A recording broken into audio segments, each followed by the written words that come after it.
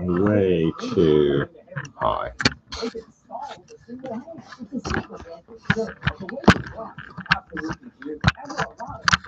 Oh, blimey.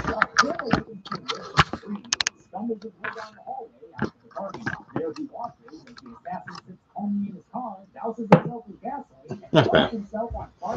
Right. Ooh, the Blood Bowl vampire team.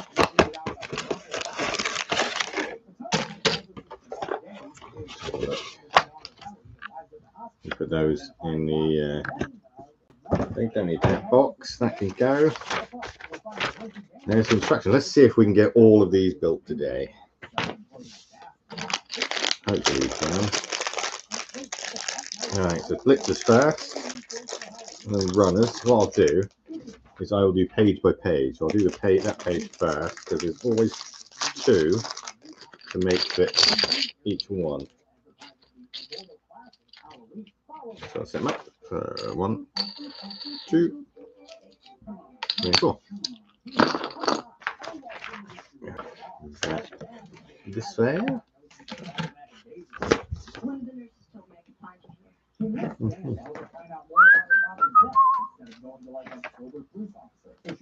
Right, and let's look for number 1.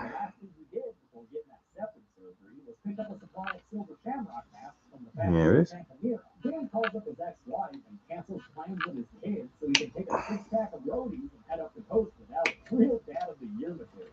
I need some new clippers. These are not good.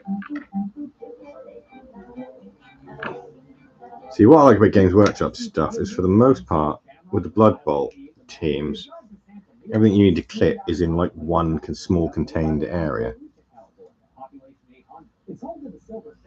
It makes things a lot easier, considering building is not my favorite thing. Okay. And a 4 and a 5.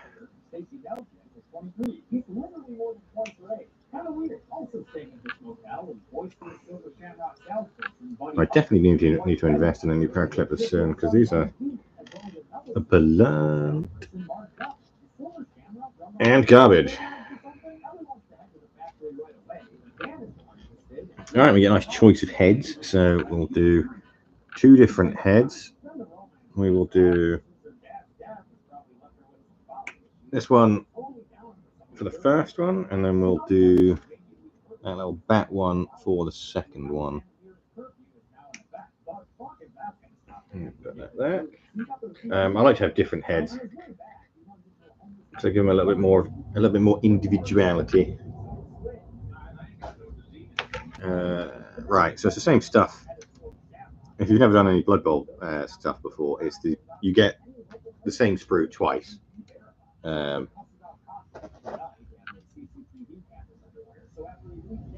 that way it makes it a lot easier when trying to look for things.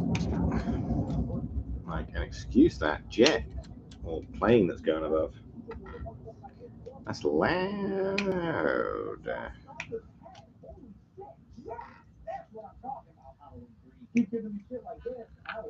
Where are? Oh, that was a bit too close to the bit I need to cut. It's a nice thing as well. That means you also get like 2 heads of everything. So if you want to customize stuff, you can customize and convert, and you can use the Blood Bowl spares for the later models. And you will have quite a lot of spare heads, which is awesome. Right, so let's also do the Vampire Runner. So that's the 2 thingy.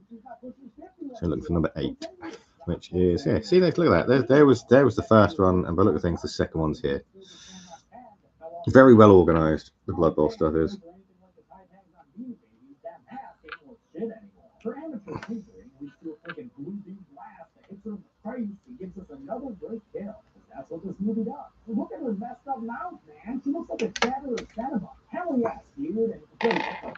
Number 1. I've completely lost where I am. When there's 8. Okay, feet are up this way. parts in their autopsy sample of the hospital assassin, just plastic and metal. Dan and Ellie head to the Silver Shamrock factory to find more clues about her father's death. Arms. They run into Buddy Pupker and his clan, who are there for a special tour of the factory, since he's the best-selling Silver Shamrock salesperson in the country. The tour will be led by Colin Cochran himself, the movie's big bad, played by a friggin' Oscar-nominated actor, Dan O'Halloran. I'm a huge fan of Blood Bowl, so I tend to buy everything they release. I've got all the teams, all the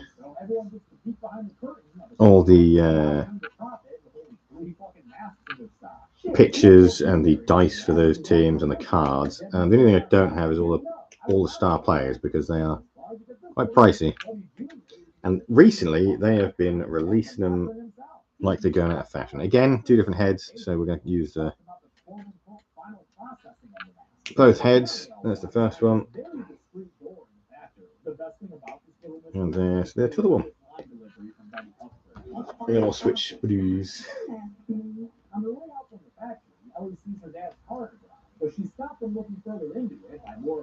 Yeah, hopefully I'll be able to pick up some of the more of the star players soon. I try to get them in sort of the release order, so that way when they inevitably get rid of them because of age and because people aren't buying them anymore, I won't have to worry about it. But they've got some lovely models on 412 for the Blood Bowl stuff. It's really fantastic. It's just way too costly, especially when there's so many other awesome games available. And maybe if I didn't decide when I was, just sort of buy everything, that might have been easy.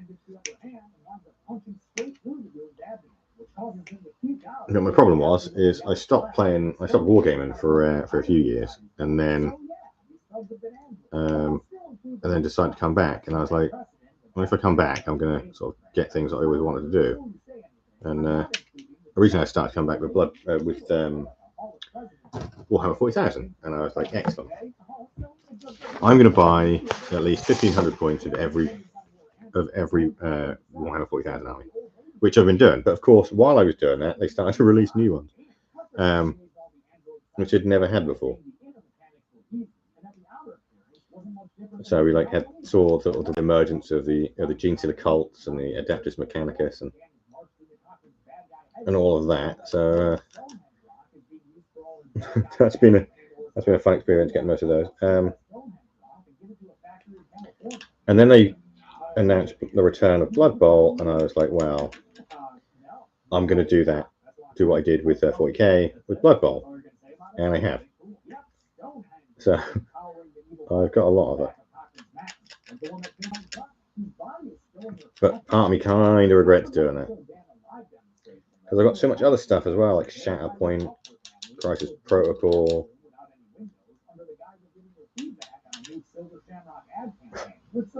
Star Wars Legion. Although I'm happy with what I've got of Star Wars Legion, although, like I said, there's a couple of tanks I want to get, but I'm in no rush for those.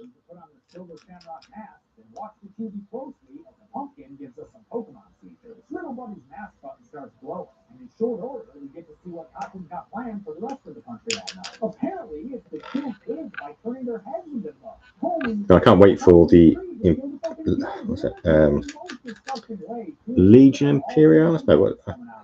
Basically, the re-emergence of Epic, because I never got to play Epic when it was about. Well, that's a lie. I did play it once, and I really enjoyed it, but once was all I got.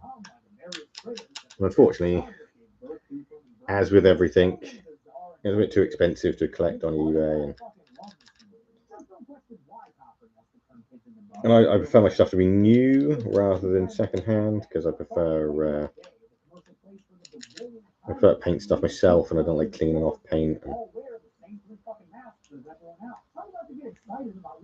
I don't like curled up pages of books and things like that. So, I'm quite excited about that coming back. Don't forget to make plans in front of your TV sets for the hard copy. Wait a minute, what time zone is that commercial going to air at? If it's 9 o'clock Eastern, then those California kids will probably hear about the deaths before it gets to them 3 hours later. But if it's 9 o'clock Western, Western, and you know those eastern cities will be passed the fuck out by that. How does your city plan work, Cochran? Back in Teddy's office, he's still looking through the Android dashes and trying to get One thing I don't like about Blood Bowl team, ow, stab us on the finger. One thing I don't like about Blood Bowl people is sometimes the screws are stuck in a bit awkward places, but I've been noticing that a lot of late. They're trying to like hide the sprue connection point, but at the same time they're kind of like making it awkward to clean. And I've got that plastic thing that Games Workshop have, not plastic, so that metal or scraper that Games Workshop have. But it's not. It's good for mold lines, but it's not very good for taking chunks of leftover sprue off. On the TV. But Dad is one of those people who thinks the OG film is overrated and boring. So he kicks out the television, cuts through his restraints, and tosses his mask in an amazing throw to cover the camera in the room. He escapes through an air vent like he's the new James Bond with none of the training. I have been looking forward to these guys for a long time. I've always liked the undead stuff from Games Workshop. In fact, my second Warhammer army was undead. My first ever Warhammer game was against undead. I had never played it before, and a friend of mine basically had undead and enough sort of allied models to create sort of like a dwarf human elf alliance. And I really enjoyed that. He did absolutely destroy me though. One turn he used Gaze of Nagash, which took out an entire unit and made 2 units flee from the board. So that was fun. But I do like that sort of aspect of the game. There's I remember playing against my friend's Chaos Dwarfs way back when, and they were literally just about to run off the edge of the board, and he nearly took them off. And I went, no, basically he had to take a leadership test or a rally test, and he was just going to take them off. And I went, no, don't do the roll, and only double one. I say, that's all right, don't worry about that, just do it anyway. You never know what'll happen. And he rolled a bloody double one, didn't he? So that entire unit stayed on the board. And then if actually they managed to turn around and flank my Bretonnians, which those models look fantastic. The new models for the Bretonnian stuff, for the old world, I will be picking up that box. If it is a box, I hope it's a box, because I'd like to get my hands on some of the Bretonnians. I think more undead. I think they're bringing back the Tomb Kings in that set, which is cool because I love a bit of Tomb Kings. But that's probably all I'll get with the old world stuff. I'll probably just get the starter set and maybe just finish off those 2 armies. And that'll be it. I've got way too much as it is. Like if you watch my videos, you can see how much. I don't mean to buy loads. Like I don't mean to get as much as I do. It just happens. They'll just release something, and I'll be like, "Oh, I kind of want that." Like they just are still available. Up till the 3rd of November, you can pick up the Rogue Trader 40k. The first edition, they re-released that, and I picked that up, and I've been reading that and reading the rules for that, and it's made me want to get a small Rogue Trader force. Although I think I have to use some STL files to get the print those out, rather than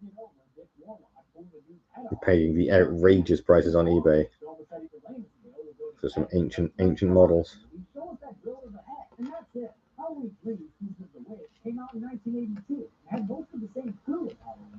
But yeah, they just keep releasing stuff, and I keep being like, "Oh, yes, please." Like everyone seems to do it now.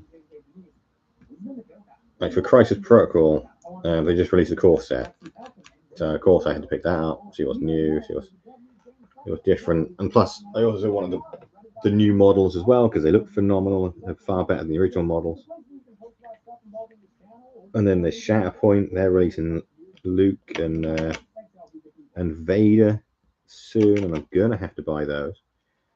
And then of course I got all Marvel Zombie stuff recently, and then there's the DC version of it that I'm gonna want to do. So I'm just overwhelming myself really with all the stuff I've painted or need to paint.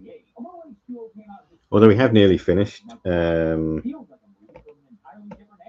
Zombicide second edition core set.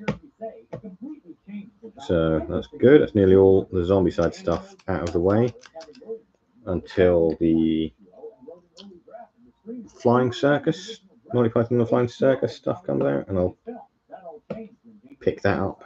I was going to back that and pre-order it, but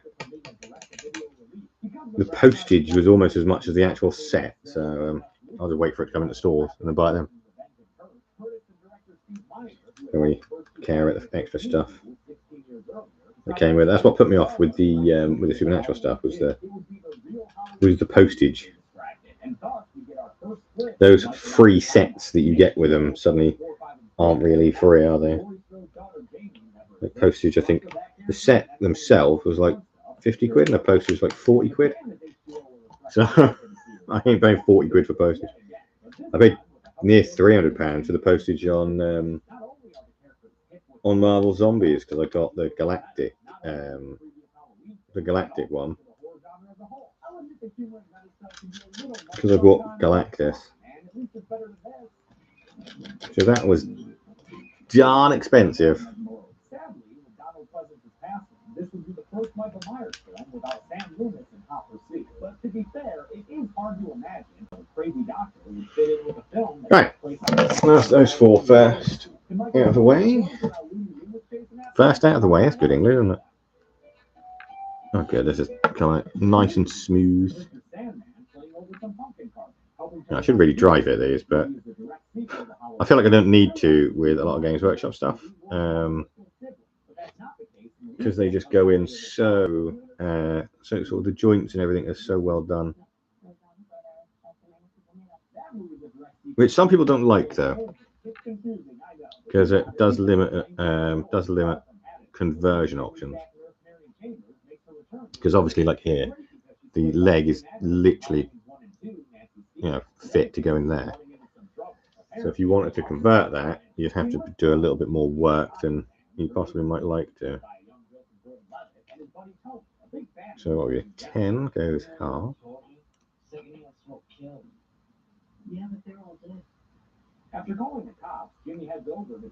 And Booberella vampire here.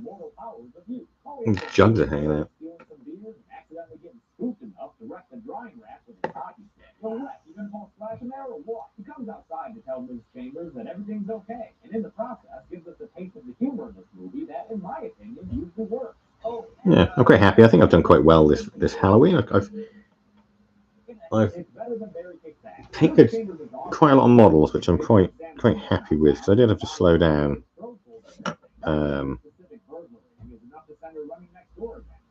Because of certain things in life happen, and I just didn't have the time or the want to do much, to be honest. I stick to it because it's important for my mental health to carry on sort of sticking some of this.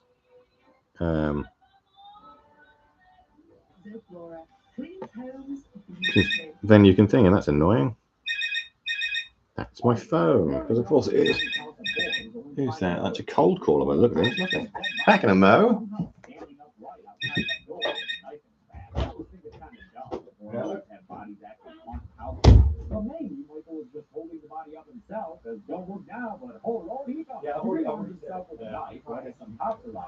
And even when Marion fights back with a fire poker, she's unable to get the attention of the cops who are checking out her house next door, despite her most valiant efforts. Legacy Halloween. But at least she was a fighter to the end. And let's be real, Michael hadn't gotten her, although cigarettes probably would have eventually anyway. To add insult to injury, Michael once again steals Marion Chambers' car and makes his escape. The crime scene is investigated by Detective Exposition, who says that Dr. Loomis... Cold caller trying to get me to have a smart meter, even though I've told him to leave me alone. That's always fun. Michael Myers' body disappeared during the hospital fire 20 years ago. Which now we get time for a title card. 20 years later, an opening credits sequence plays out over B-roll of all the stuff in Lewis's study, and voice actor Tom Kane recites Donald Pleasant's There we go. from the first film.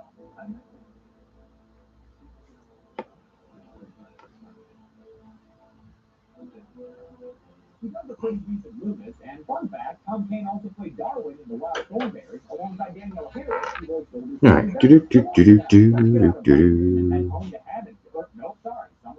These are really lovely models. Like, they've done a really good job. I'm very impressed. The quality of models these days is absolutely phenomenal. Like when I was younger, I'm an old man now. I'm not an old man. I'm a middle-aged man now. When I was younger, the quality of the models very wildly fluctuated.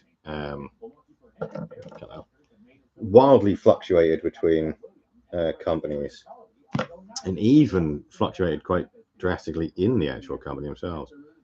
But now there's a very consistent, high quality and high standard of models. See, this I'm gonna have to dry fix. I'm not entirely sure where this goes. Might have actually dry fit at the right side. A dweeb. Where does that go on there? Might as well chug.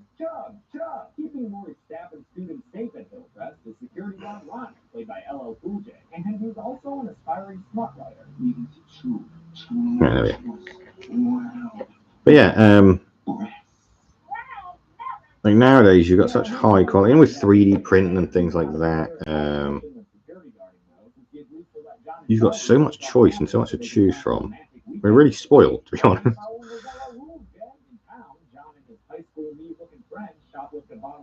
Like, as I said, when I was younger, the choice was not really there compared to now.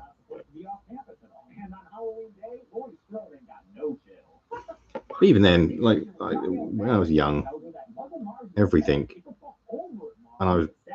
just seemed awesome because I was so new to it all. Like I'd see anything, I'd be like, "Oh, that's incredible!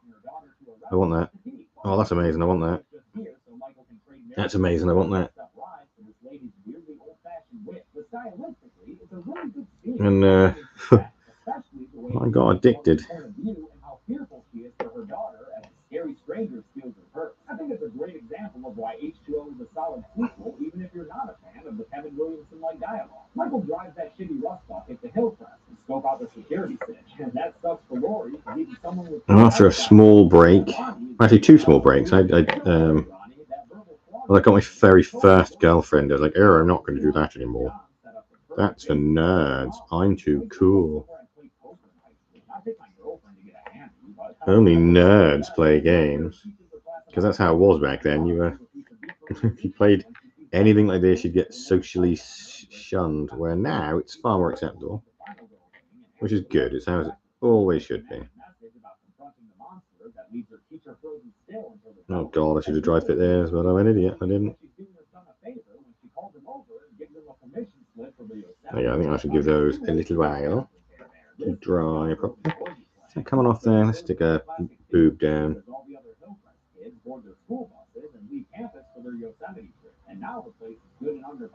Yeah, let's stick our boobs down first. Like that. If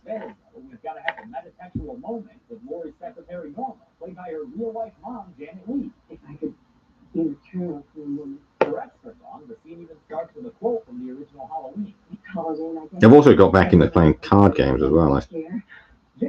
I bought the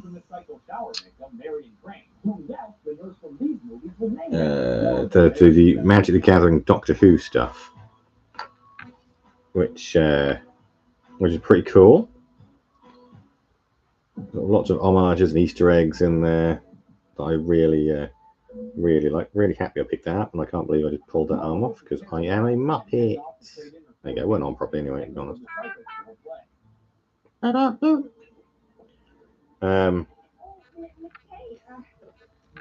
Yeah, I recently played a couple of games of a game called Flesh and Blood. I think that's his name. I'm terrible with names. Like terrible names with everything. I think it's called Flesh and Blood, and it's a really fun card game. But it's also quite fast and quite unique. Quite often you're playing sort of more off the back foot, as it were, than just like absolutely dominating something. It's kind of a race to get your most powerful group of attacks to strike, and I absolutely love it. I am going to pick up the starter set, or if I can buy the starter set at some point. Won't be for a while though. I've got to chill on the spending. Right, how does this go? I've just realised this goes. So does this go? How does this go?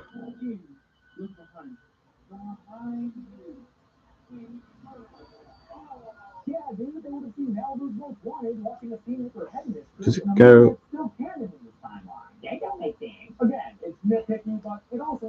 Right, hang on.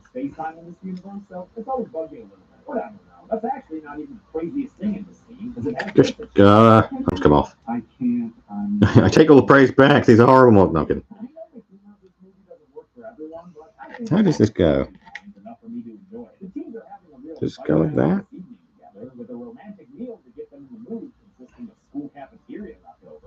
Go down there. It goes down there. Okay. It goes lower than I think it does.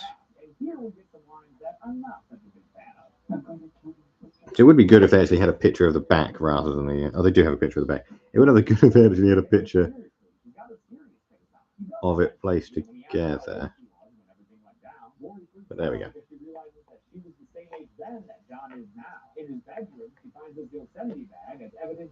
See, that's what that, folks, is why we dry fit.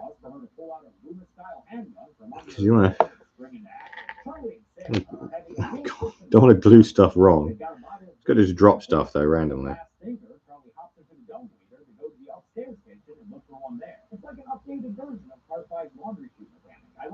There we go. Well, let's glue this Blitzer. Blitzer. Yeah, quick impression of Dracula for you. Oh, this is the only thing I hate about. It takes such a long time to. Please don't. Gee, look, he's leaning. He's leaning. He's going. Stand up. You Gibbon.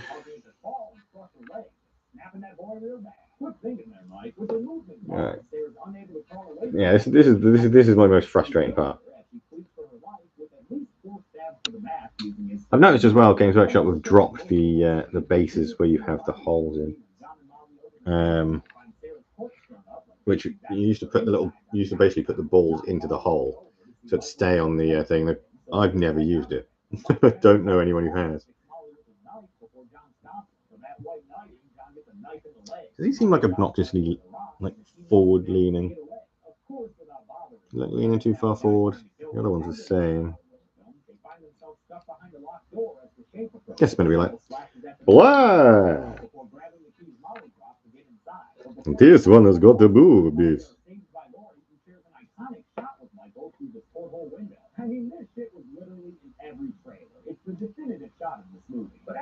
Oh, that's really awkward to get your hand in there.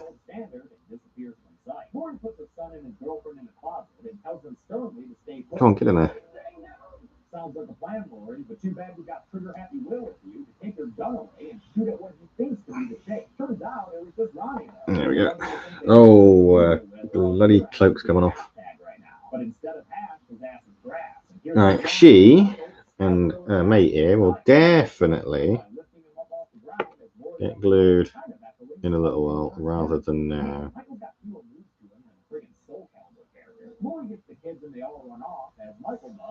Right, there and there. So that's those two done. We'll just recap the glue so that doesn't go dry. And then we'll start on the two vampire throwers and the thrall lineman, pair A.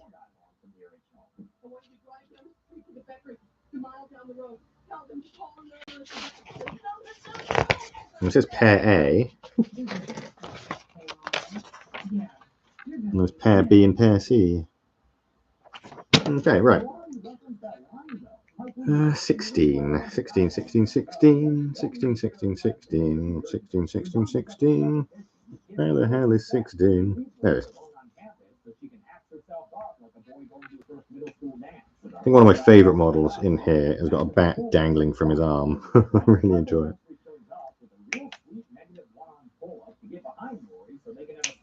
Right, so there's... Oh, let's get some bases. Always grab the bases. 1, 2, 3, 4. This table's so small. It's so thin. There's his leg. Over a second-story balcony that crashed through the table below. Unfortunately, when she goes down there to finish him off her billet, she's interrupted by a still-living Ronnie who survived a gunshot to the head. Hello, Cool J must have a damn good agent. Emergency vehicles show up, and Michael gets right. That's the end of this. I've got a fucking bridge to sell you. Oh, I like this one. This one got one of these ones has got a bat wing.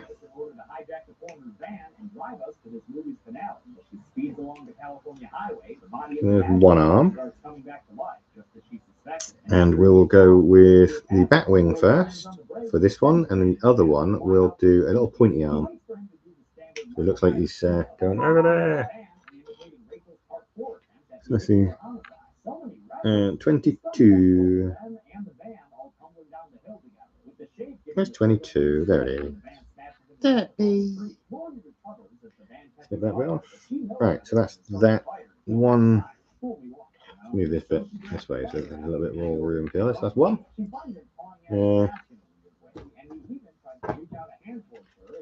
Switch.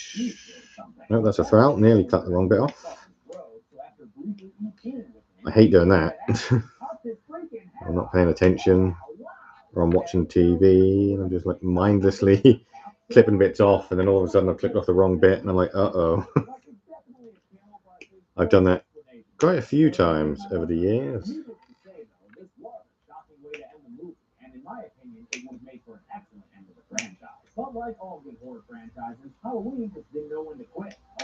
I'm going to paint a Blood Bowl team soon, but I'm going to paint one of the older ones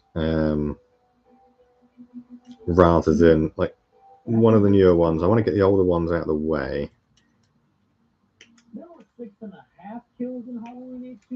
I don't know when I'm gonna get around to doing it. There's old Pointy.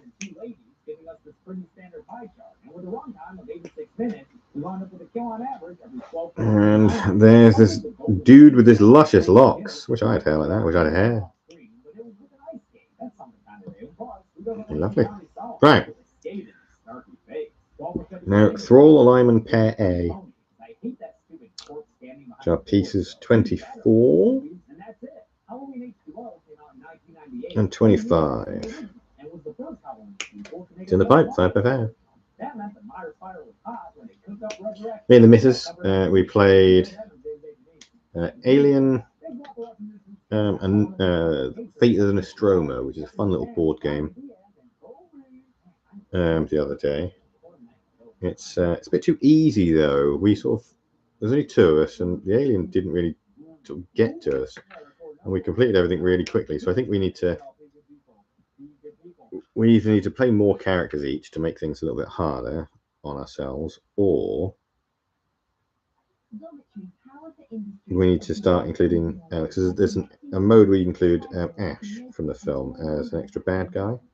So I have to try that next time, because it was very easy. Oh, these models are going to go nice and quickly. Look at that.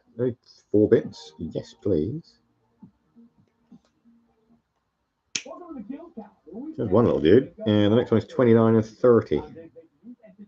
So I like how they've done this. Aha, very clever, Games Workshop. Very clever. Now I don't have to switch sprues, so I can go faster. Fantastic. My clippers are falling apart. That's really not good. Masterfully directed by Bernard Rose and featuring one of my favorite horror scores ever, composed by Philip Glass, Candyman is a thoughtful. Yeah, I'm not entirely sure which one to paint. I've painted orcs, humans, dwarfs, Skaven. So in that regard, it's kind of like the opposite of a bird movie. I think I've painted one of the elf teams. I've painted the ogres. And I've painted an undead team. Where's 31? Where is 31? Like, seriously, am I going mad? There it is. Not going mad, just blind. Yeah, so I'm not entirely sure who to paint. 32. So I'm not entirely sure who to paint next. He also sat down with me for my favorite interview to date. So make sure you check that out on I don't know if I want to do an elf team. Might do the goblins maybe, or there's a lot of goblins.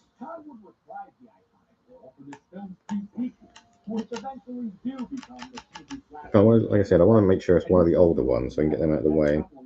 Then work on getting their star players, and then get that out of the way, and then I won't have to worry about that team anymore. That'll be ready to go.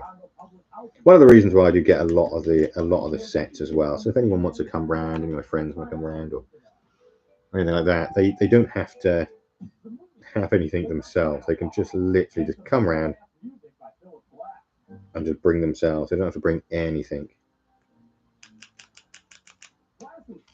I've got pretty much everything for Warhammer Nightvolt as well. The only thing I don't have at the moment is the not Nightvolt, Warhammer Underworld. Good lord, I keep calling it Nightvolt. I don't know why. I don't have the latest set, which is I think it's called Death Gorge. I think that's a really fun game. If you've been umming and ahhing and think about playing that, you should play that. It's very quick, very easy, very, very simple to pick up and learn. And also it's really cheap to get into as well, because you only need one warband. 20 quid. And boom, away you go. You get all the cards. You might need to buy yourself a set of dice. And that's it. You've got everything else. There's nothing off your pop. Away you go.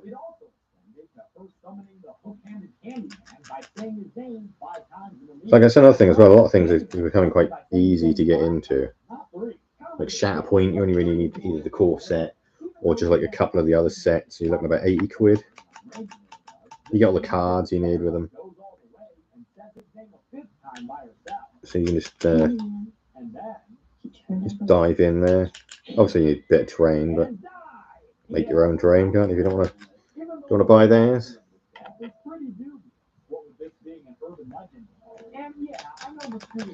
And we've got, what else we got? Like Legion is a little bit pricey to get into because you're building an army, but I suppose any army building game you're going to be spending a few hundred because you need to build the army.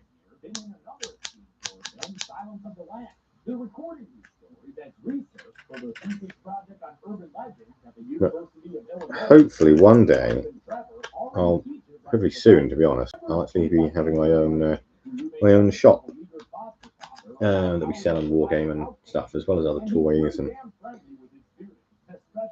collectibles. And then I'll be able to play more games. Then I'll have a lot more knowledge sort of various games. I get to run tournaments and stuff. All this good stuff that I used to do way back in the day. I haven't done for a very long time. And I actually love doing. I do miss it all. I get like maybe 1 or 2 games a week. Well, no, sorry, a month, I should say. Which is a far cry from back in the day when I used to game every Friday, and then most Saturdays. and then sort of once or twice a week as well. So I was playing quite a lot of games. But back then there wasn't anywhere near as much choice. According to Tony Todd, there were 5 different game factions operating there while they shot the movie. Production had to pay them off in order to shoot the exterior, and they even used some of them to portray the Cabrini Green residents suspicious of Helen and Bernadette when they arrived. These dudes here are I need to cut my nails again soon. I got terrible nails. They grow really fast. Like I'm a budget saber-tooth.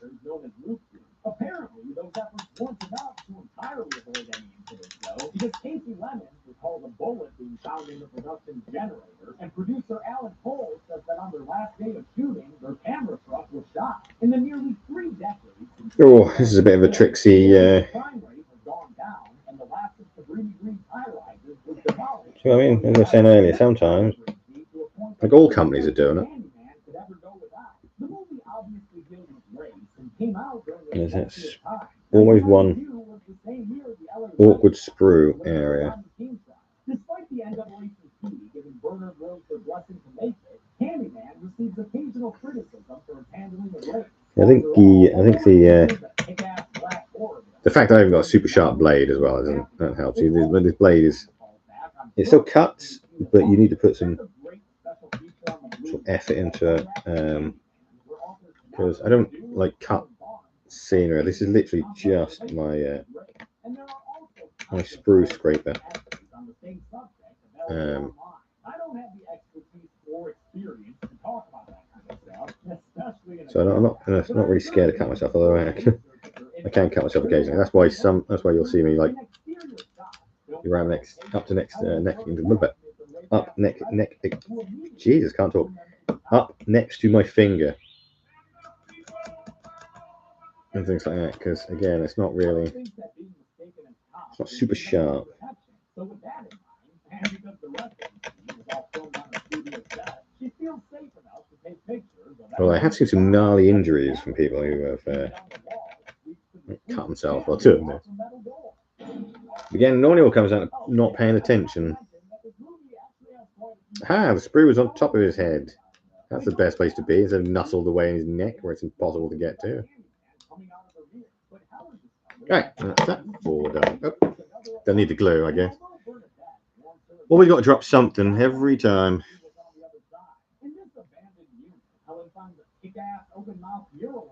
Come on. Don't make me have to go get the flame.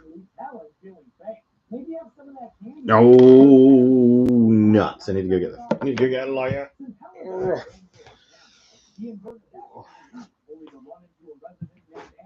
Oh, I'm getting old. My knee's cracking.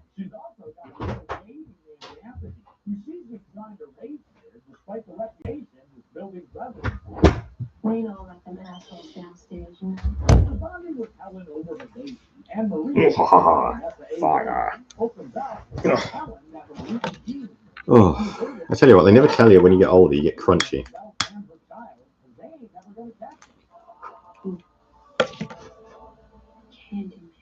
Helen and Bernadette have a smoky dinner with Trevor and another professor named Philip Purcell. Purcell also studies urban legend and gets excited when he hears that the ladies went to Cabrini Green. Candyman. Turns out this dude has already written a paper on Candyman, which qualifies him to deliver a lengthy monologue of exposition. There you go.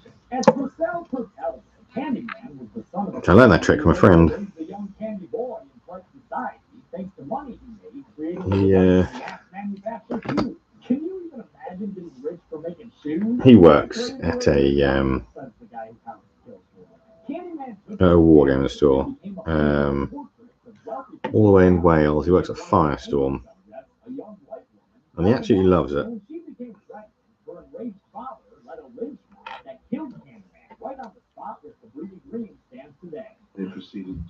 He's a very nice man. His name's Paul, but he goes by Ando Paints on things like Instagram, and I don't think he's on Instagram. He goes Ando Paints on TikTok. He does quite a lot of live builds and things like that. So if you a lot of live painting.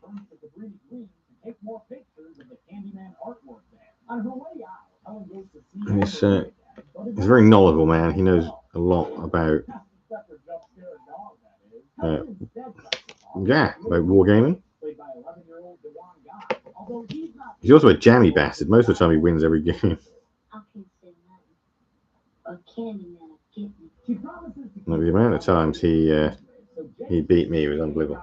I'd be in a perfect position to win, and then all of a sudden, out of nowhere, he would just, his dice would suddenly, like, suddenly be coming up roses, and mine would turn on me. I would just be stuck rolling terrible, terrible dice.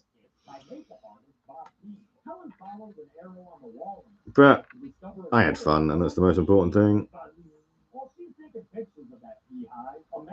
It's always the most important thing with any aspect of wargaming, have fun. I mean, even though I don't like doing this, it's still a little bit enjoyable watching the models come together. It's kind of peaceful, it's kind of relaxing. It's just, I prefer the other aspects of it all a lot more, really, I think.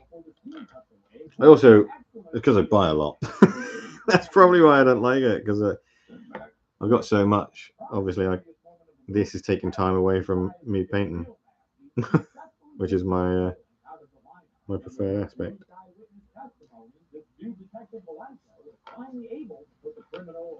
Right. These are coming along really nicely.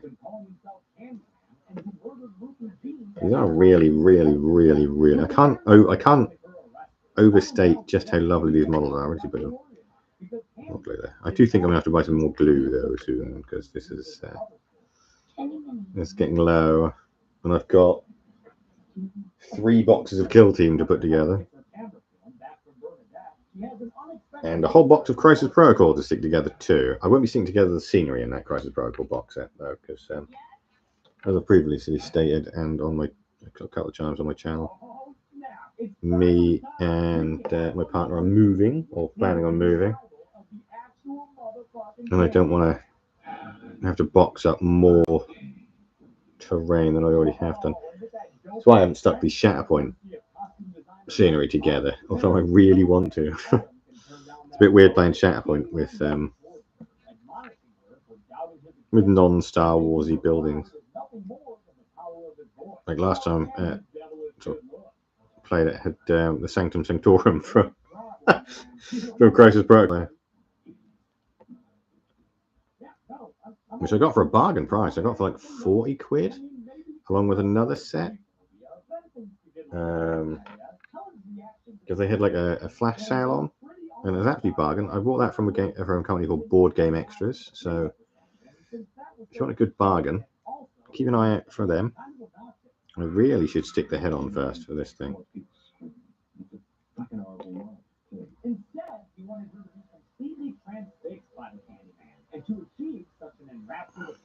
Bleh. Despite her initial skepticism, it ended up working on her. The next thing I know, But yeah, it's definitely a nice little website. They're quite quick, quite cheap. They're good for like Crisis Protocol, Shatterpoint, Legion, more your board games. They don't sell any Games Workshop or anything like that on there. I don't think they sell into things like Magic the Gathering either. So it's more just like board games, hence the name Board Game Extras. But it's I'm literally trying to stick this head on the wrong way up there. But they're a good site. Bargain as well. They're cheap. They're quite cheap. I got the Shatterpoint.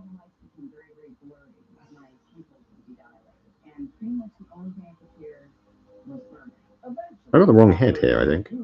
I have got the wrong head. Good lord. Where's 23? There it is. Yeah, I had the wrong head. But don't worry, Helen. It's not your blood. It's just the blood of Anne-Marie's dog over there. Helen stupidly picks up the bloody cleaver on the ground and follows Anne-Marie's screams into a bedroom, where she finds her rocking. Yeah, as I was saying, they're quite cheap. I picked up the Shatterpoint box, which was everywhere else it was 127 I got it for 110, so it's a bargain. I mean, most places it was actually, well, most places they reduce it from the £167 asking price, because that's how expensive Atomic Mass is. They are far more expensive than Games Workshop, that's for sure. But the models are fun, so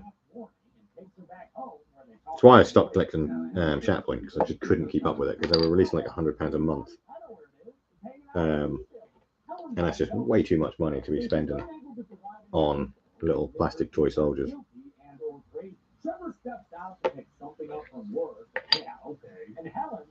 Especially when I was trying to paint like other things as well, so this is really tricky to get to. Right, there we go. So yeah, I kind of like decided to paint up what I've got and then just start painting things up and then buying the next lot, which is why I bought the new core set, because I finished everything I got for my birthday, which was Psylocke, and she's going to fall off that, I guarantee it, which was Psylocke and Emma Frost and Gwenpool and Squirrel Girl sets. So I won't be getting anything other than the Crisis Protocol for a while.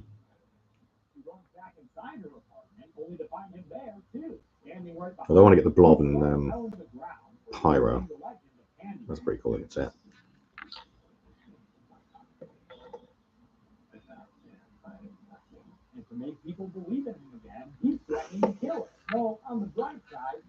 So I'm doing the same with Legion as well. I've got the core set and I've got 4 more sets. I've got like Dooku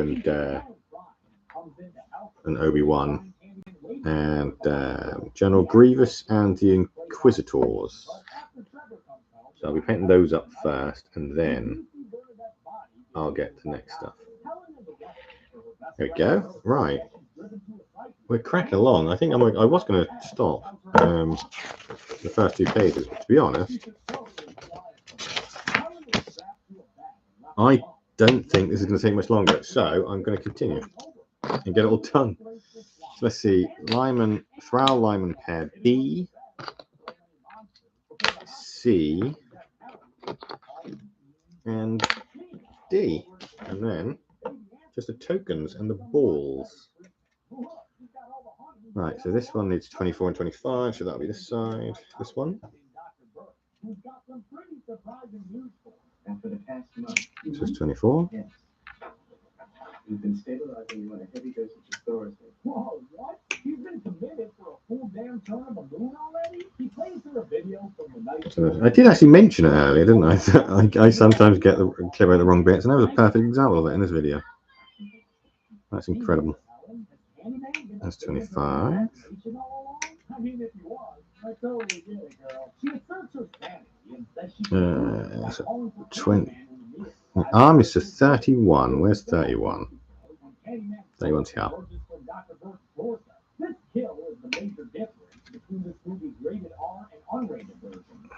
My biggest problem when it comes to Blood Bowl is color schemes. Most of the time, I will follow color schemes and paint 28 and paint up so it looks like sort of the box art and things like that. But Blood Bowl stuff, I like to sort of come up with my own team color schemes, and I don't know why, because I'm terrible at it. I'm an R for ages, and it'll take me forever to pick a scheme. And just having everything, you don't want colors. You don't want team colors to look the same. So I try to avoid that as well. But of course, there's only so many colors you can do. I fast run out of what to do. I am going to have to probably do something green, which is not a fan of green. I love orcs, but I just don't like. I like orc flesh is nice to paint and easy to paint, but most greens are absolutely horrible. They're far worse than any other paint. But not that many people sort of talk about painting green. It's normally always yellow or white, which admittedly are both pain in the bums, especially white. And it took me forever to learn how to control myself when it comes to painting white, because I would just rush it and it would look like garbage. 42. There it is, tiny little hand. Yeah, it always kind of thick and lumpy, and it's just because I didn't have the patience for it. That was my problem. I would just do it as fast as possible, and then be like, yeah, that'll do. Okay. As I matured, I was like, I can't keep doing this with my white. It needs to be smooth and silky. So now they are. And now I've got an airbrush. It can be silkier and smoother than ever. And in fact, a lot easier to paint because I can just use the airbrush and then some shading.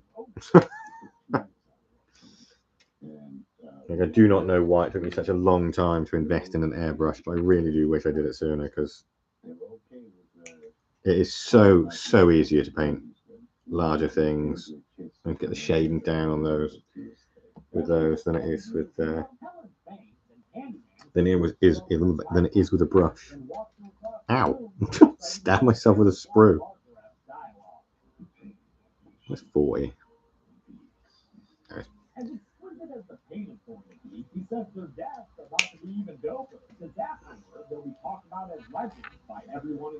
And then 37.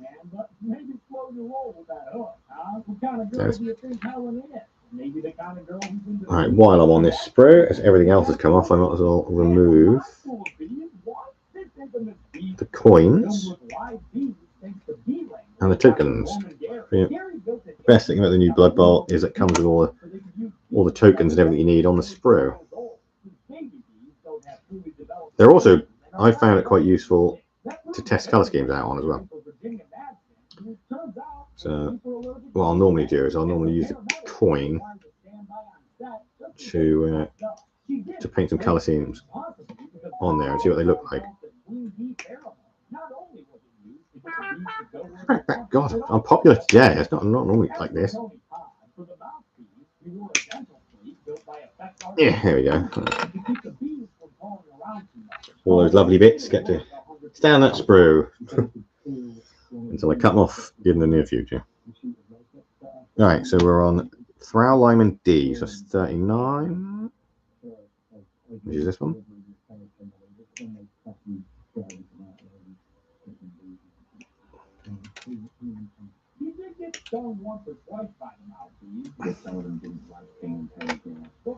Nine, 41 off the bat, dude. Yay!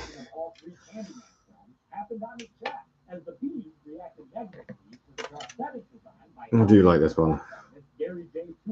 A little bat dangling off the arm. Tiny little bat.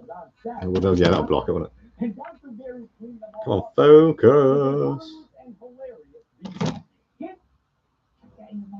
Focus. Or, don't, whichever you want. Okay, don't focus then. Trust me, there's a little bat dangling off an arm there.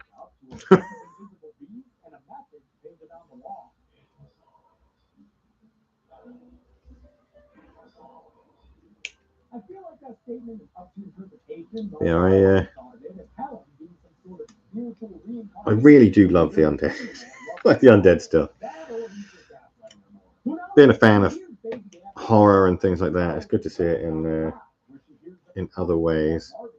I mean, I honestly hope that one day Simon or Kamon, however you pronounce it, the people who make Zombicide, I really hope that they get hold of the Evil Dead license and just throw in an add-on pack for Ash, and maybe like the people from Ash vs Evil Dead.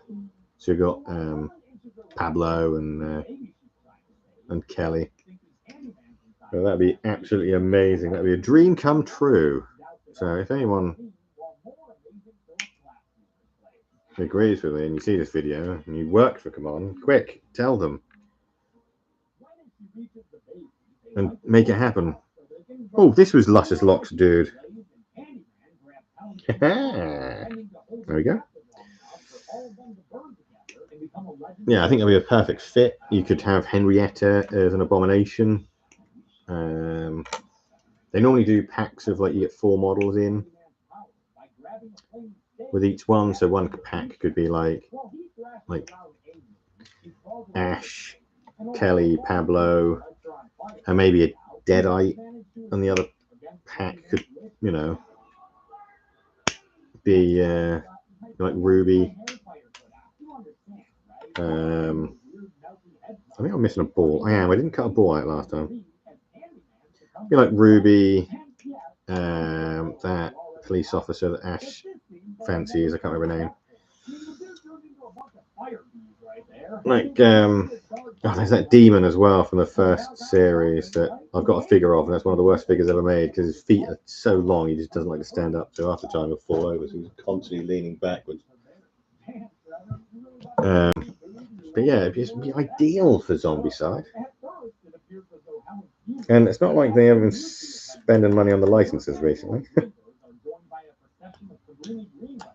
Like in Zombicide now,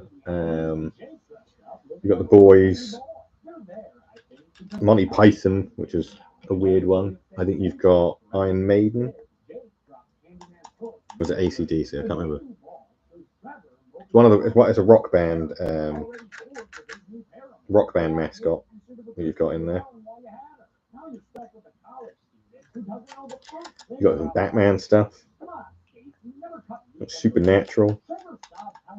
They even did Turtles as well, which I missed out on because I didn't know was a thing, and now they're so expensive. Like stupidly expensive.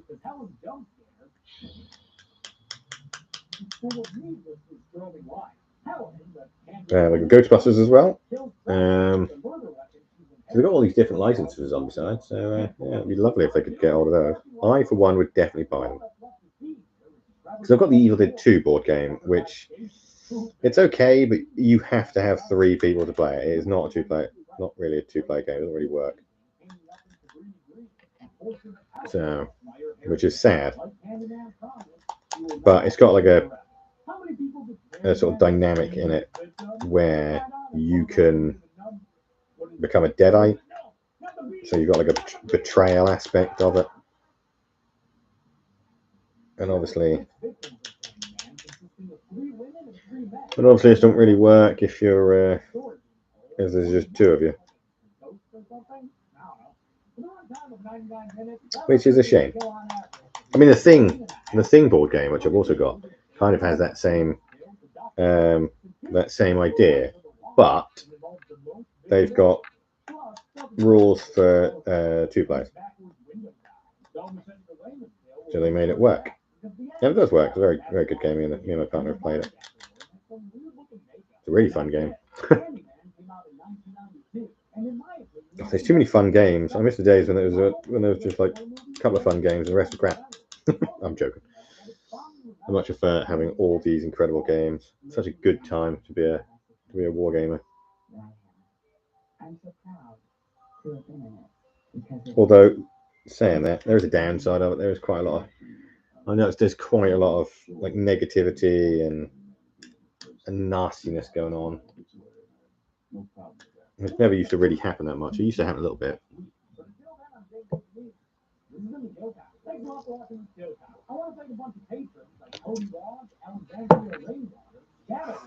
It used to happen slightly, and I spot some drink on the instruction there. But now it's just like so brilliant. You've got like YouTube channels dedicated to just bad mouthing Games Workshop, like in everything they do. It's like, we get it. You don't like Games Workshop. I mean, just stop buying from them. How that?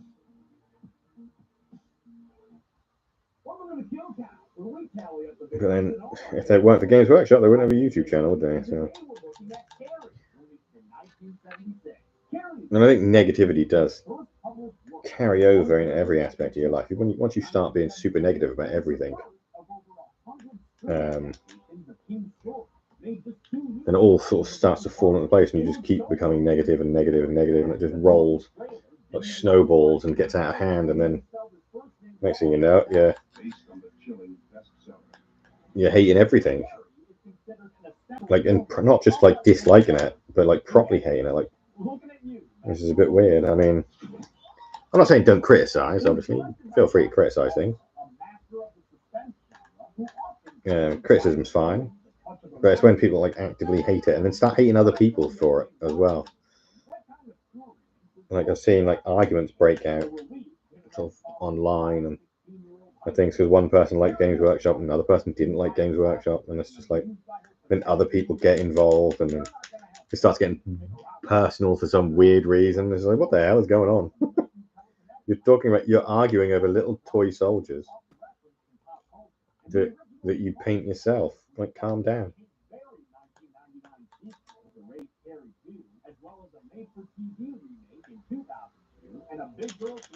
I mean, I'm not saying everything's, you know, like golden and perfect, and some of the choices that Games Workshop have made over the years aren't great. I actually hate the way they handle scalping bots that snap up all the bloody box sets and you can't get anything, which is probably going to happen again with the Kill Team stuff, because that keeps happening and it absolutely sucks.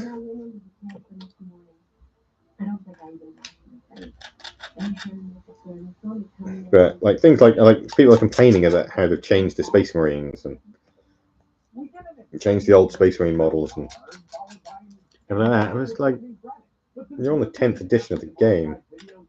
Of course things are going to change. You can't have everything the same. They need to keep producing stuff to make money, or else, you know, their profit margin, well, not their profit margin, they won't be able to buy anything. But it's been obvious that the Space Marines are going to change and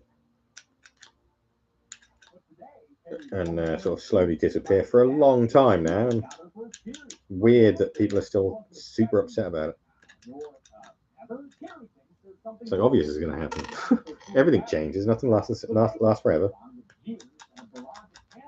I mean, 40k is what, 35 years old? Something like that. It's a very old game. Oh, this is really difficult. I'm going to have to.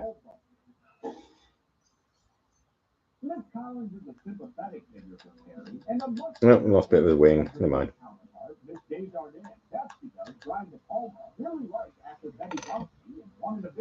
Yeah, I mean, it's a very old game. You can't expect the game to stay the same. If it did stay the same, it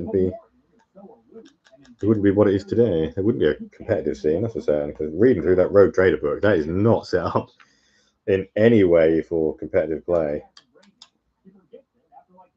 It's it recommends having a GM in it. I'm like, wow. Even it's so old, it explains the concept of dice. like what a die 4 is and all these different dice. It's amazing.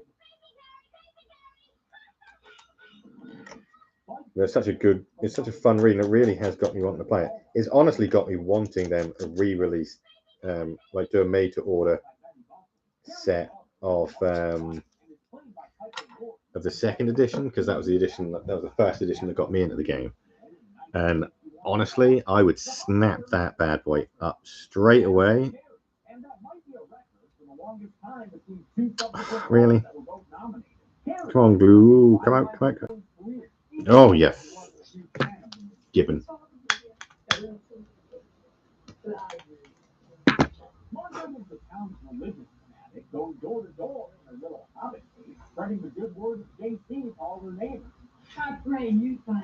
Yeah, I'd snap that up in a heartbeat, because obviously the ones on eBay really expensive, and most of the time the condition isn't great.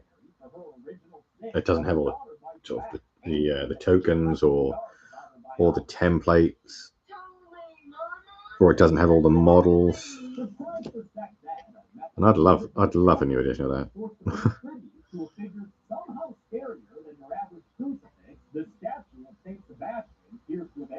I mean, I keep watching other YouTube channels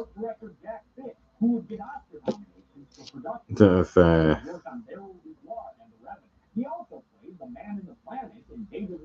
have started playing them or sort of make videos on the older stuff, and it really hits the nostalgia button sort of really well.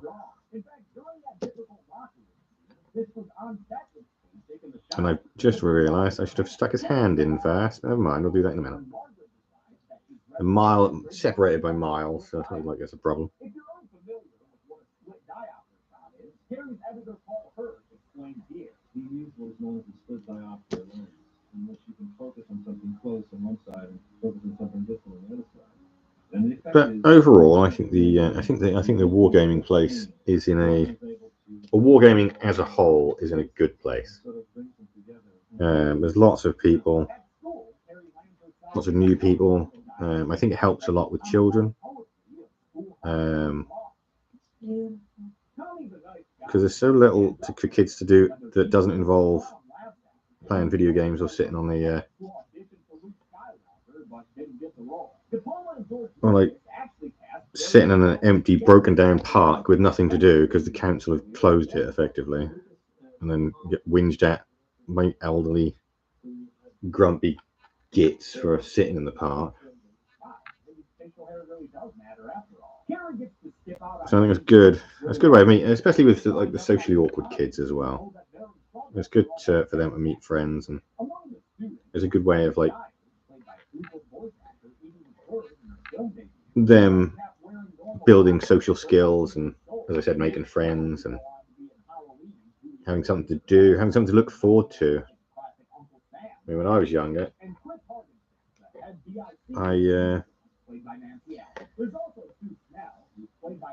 there were times I would have loved to have like been doing anything than sort of sitting on my own at home, because we moved away from my friends. We didn't move far, but we moved like far enough that I couldn't go out very easily to see them until I started to get older.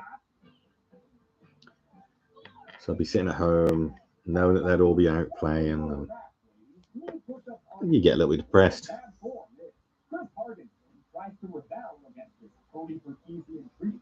And I think this sort of stuff helps combat all that. Because while you're waiting to meet your friend or waiting to go see your friends, you can do paint some models, put them together. You know. Oh, blimey. Get all the, get everything ready so you can show off your brand new stuff you've got for your birthday or you saved your pocket money for. A bit of glue spider web there.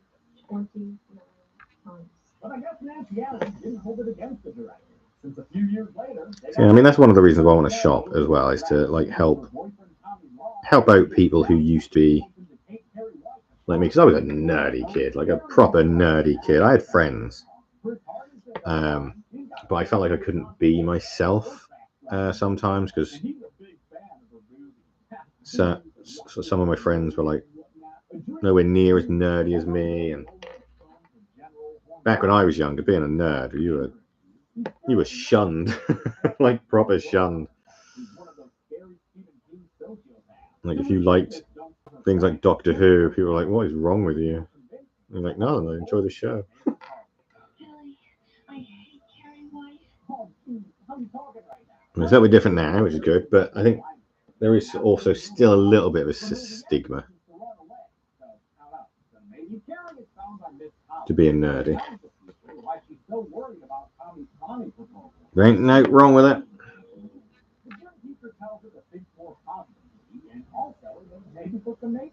Should always be who you want to be.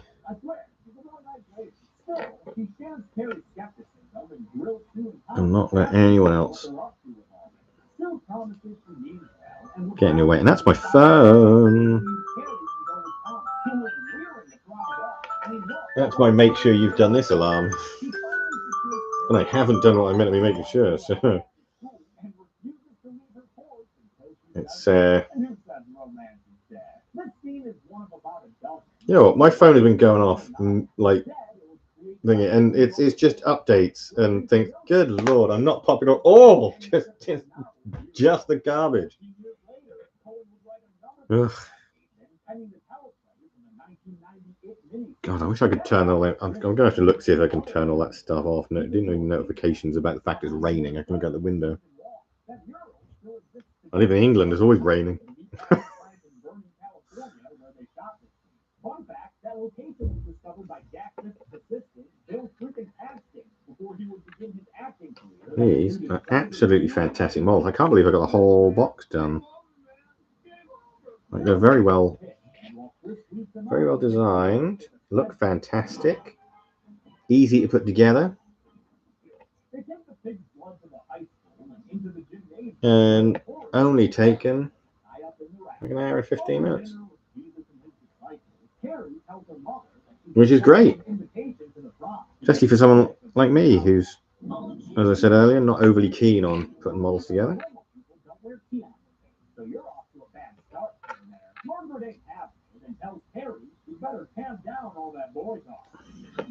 They're absolutely phenomenal sets. Fantastic. Well done, GW. Well done, me. There we go. Look. A whole team stuck together. Those two were holding hands. Whole team stuck together in 1 hour and 16 minutes. Absolutely fantastic. I'm going to be doing another live stream if you catch this on the video demand, probably next week as well. Kind of enjoying doing this. It's a good excuse to actually put the models together. Yeah, we'll move the camera, give you a little bit of, even though the camera's really like fuzzy. There we go.